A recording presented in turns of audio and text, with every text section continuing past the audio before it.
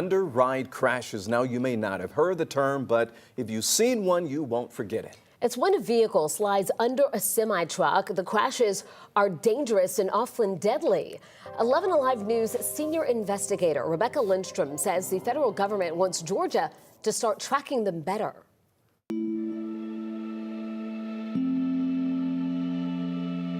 That's Taraja. Akili Ramses will probably never watch this story, even though she agreed to sit down for an interview. We warned her there would be images like this and this. This is a big hole in our family.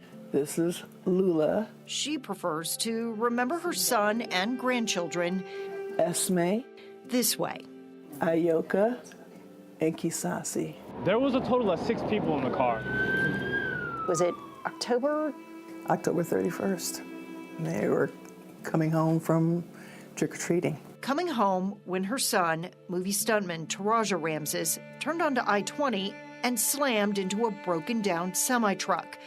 Taraja and 3 of his children were killed. I'm sure he probably tried swerving. That's why the biggest impact was on his side. While several factors contributed to the crash, part of Taraja's vehicle ended up underneath the semi-truck, otherwise known as an underride accident. Had you ever heard the term underride before? I didn't until you told me. The National Highway Traffic Safety Administration, NHTSA, says 630 people die in underride crashes each year. In 2022, the most recent year data is available, 12 underride crashes happened in Georgia.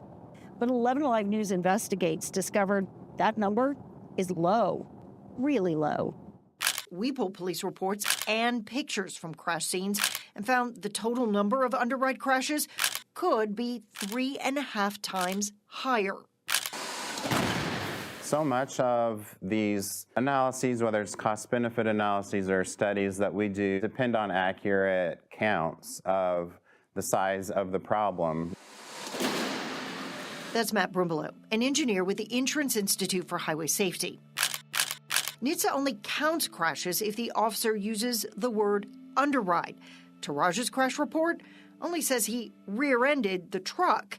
That's why NHTSA has asked states to add a box or a code on their report to make underrides easier to identify. 18 states have done it. Georgia isn't one of them. Brumbelow serves on a committee Congress created to prevent underrides. It recommended trailers be required to install rear guards strong enough to prevent the driver of a car going 35 miles per hour from going under, even if they hit at an angle or off to the side like Taraja. Depending on where the vertical supports are, if they're not close to the edge and they're not strong enough, then what happens is the end of that horizontal beam can just move out of the way. The trucking industry cites the cost to buy and install the bars, as well as the impact on gas mileage when you add weight. It's almost as necessary as having seat belts. It costs a lot more to include them, but they have saved a lot of lives. Rebecca Lindstrom, 11 Alive News, investigates. Well, Bash National appealed the verdict, and a judge later reduced the award to $120 million. The committee that oversees Georgia's crash report says it will consider adding an underride field when it meets this summer.